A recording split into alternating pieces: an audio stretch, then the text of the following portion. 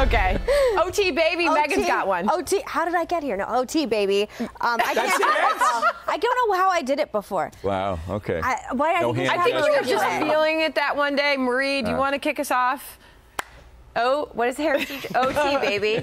Gotta make it your own. It's kind of an intense news day, too. I feel like the last time we did it, there was like something funny. It was probably afterward. Fun. Yeah, but Harris isn't here because she has to get an award, but David Asman's still here, Marie's still here, and obviously Sandra's still here. David Asman, where would you like to begin in our OT? Oh, wow. What stuck with you the most from this hour? I guess, well, what stuck with me most is the hypocrisy on the part of journalists. My dad was in television news, which is why I stayed away from it for so long. I didn't want to get into TV because I grew up with it. So I went to the Wall Street Journal. I did but you're so reporting. handsome. They were like, put that man on television. Thank Get that camera on him. This is a great segment. I like it. But the point is that in TV, with all the camera stuff, you can get away with stuff that I don't think you can get away with as easily in print. And that's why it bugs me that people like George Stephanopoulos, who at one time was a part of a political machine that was trying to interfere with the FBI, is now criticizing another political machine for interfering with the FBI. Yeah. I mean, it's just the hypocrisy.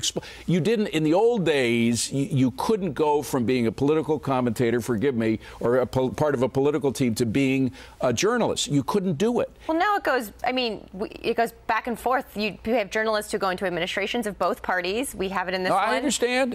We had it in ours, and there are people that leave administrations and go become journalists. Oh. I mean, we can have a whole conversation about hypocrisy. For the last 8 years, heard Republicans tell us as Democrats that we were too close to Russia and that we gave up too much to Russia and we were too willing to talk to them. And now you have a president who brings them into the Oval Office. I'm not going to disagree with you there.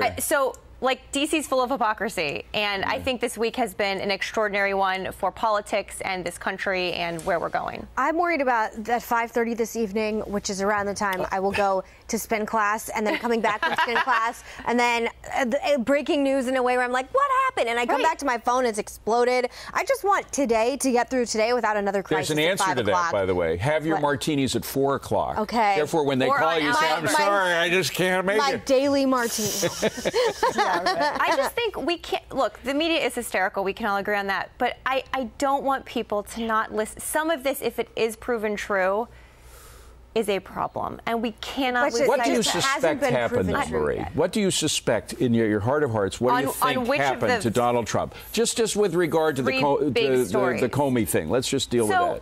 From what I know of Jim Comey, and I don't know him personally, people call him a Boy Scout, right? And there's been a lot of criticism on the left and the right for how he's handled things. But people say he takes meticulous notes, that he writes details down. He did it actually during the Bush administration, I believe, and the Obama administration. So if it comes, I suspect there are memos that are fairly detailed that outline conversations as he recalls them with the president. But he hates the president. I mean, that's clear. Because he's called the president crazy. He's called the president's life, and the president hates him. They're two guys who hate each other. And in a court of law, when you have a one-person account of a he said story, and they both hate each other, in a court of law, one-person account doesn't really matter much. Contemporaneous notes from FBI agents have repeatedly been held up in court, and I don't think you can say he hates Donald Trump. Oh, please! He called him crazy. No, I'm just going to say the best ammo Trump has right now is why didn't James Comey say something when it happened? Why did he wait until he was fired? If I were in charge of communications, that would be the first thing I would come out swinging with. So I just think part of the challenge, and we got into this a little on the show, is the White House sends people out to give an official account that then 12 hours later the president tweets something that negates that. That's true. And that's why reporters often turn to anonymous sources when the official line becomes unbelievable. And that is a credibility problem I hate for to the White interfere with your House. pull rank, but I worked at the Wall Street Journal, for 14 years. I know why anonymous sources are used. They're used to prove a point that a journalist generally starts with before they write the article. They get anonymous sources who will back up the point that they're trying to make even before the article is written. So you never used them? I had a rule when I was an editor as well as a writer for the editorial page of the Journal, and my rule was 75% of the sources had to be named. You could use no more than 25% of your sources as anonymous. That was my rule, and I stuck by it. No, Sandra, I want to get you in on this. Yeah, well, that's very interesting, and I'm listening to that, and a lot of people are writing in about this. It's tough to actually read the messages coming in because they're coming in so fast. So a lot of people have opinions on this, and a lot of people have questions on this. And Susan Huckabee, spelled differently, she is concerned that we're not focusing on, and when I say we, the United States and Washington right now is not focusing on a tax bill, health care, jobs, VA hospitals, a lot, building the wall, fence. They don't want to hear about all these issues, other issues right now. That is a problem, and you have pointed that out many times, It'll hurt us in midterms, too.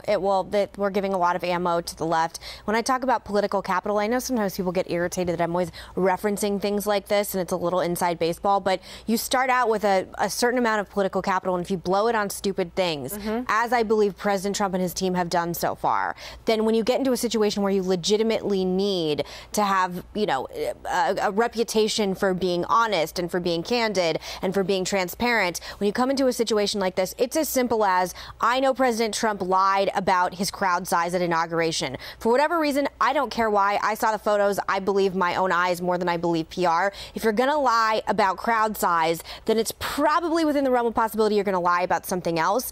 And again, all this business background, I 100% understand why people like that about him, and I do believe it will be helpful towards the economy and job creation, but it's really hurting him when it comes to just baseline if I was teaching class on political science, the things I would teach in day one, they're miraculously screwing up. And people are mad at me for being so hard on Sean Spicer.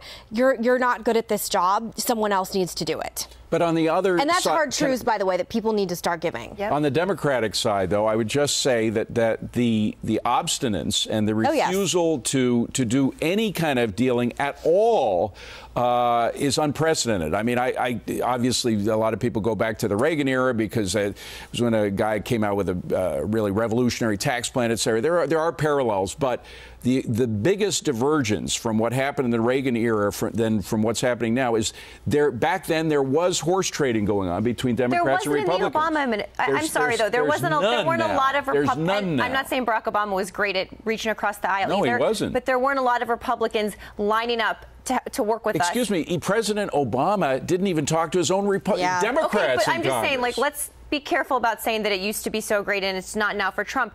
Let me finish. I went back to Reagan. That's right, ancient. He's talking about Tip O'Neill and Ronald Reagan. And we all. God, I wish we were there. Yeah. President Trump hasn't done much to reach out to Democrats. And I are friends. Exactly. And by the way, they don't need Democrats to get any of this done. They have a majority in both houses, and they cannot get it done. You don't need me. You don't need my party, and you're still not getting anything done. They haven't yet made the decision. I think they will, by the way. McConnell hasn't made a decision yet whether he'd take the nuclear option that they did on the Supreme Court with legislation. And they may do that. I think probably they're going to have to if they want to get tax cuts. The reason Donald Trump is not getting his agenda implemented is not because Democrats are being intransigent. It's because he is governing by crisis. His White House is in chaos. Well, hold on a second. Democrats can put forth all of these committee hearings on all of the scandal du jour that they want, and that does pull attention away from real legislation, dealing with tax cuts, dealing with the wall, dealing with this and that and the other thing. And it's not. And don't wait. Look at all the hearings that we've had just so far in the past week and a half on all this stuff. How many hearings did we have on Benghazi? That was justified. And so is Russian interference in our election, having hearings on that. That's my point. It is justified to have hearings on Russian interference in our election. We had a crime in Benghazi. We had the murder of Americans. Okay, but that's a big crime. We didn't have a crime so far to prove as far as... A foreign country interfering in our election is worth looking into. And we are looking into it. I'm not saying we shouldn't, but all these ancillary hearings and all these ancillary questions that have created all this diversion on Capitol Hill. What are they holding hearings on? Like the Comey firing, for example. Like the whole. You think that's not important to find out why the FBI director was fired? We're going to find out all of these details. Last words. You got 10 seconds left. We're going to find out all of these details. The question is, and the point that was made by our viewers, Close we it, need tax Megan. cuts. Take it away. I just want a tax cut. I love politics. I don't don't know how to do anything else. I don't know how to talk about anything else. This is truly the most fascinating time in politics I can ever remember in modern history. It's a great time for all of us to do what we do. And I'm glad everyone keeps watching. Nice. Believable. I don't hear the music yet, I'm a so we have good to reach closer. our full 10 minutes. It was a fun show today, by the way. It was a fun. Well, we had a lot of good news. A lot of news. And Marie, always good to have you. She always brings the news. All right. All right. Thanks for joining us. We'll see you on the live version tomorrow at noon Eastern.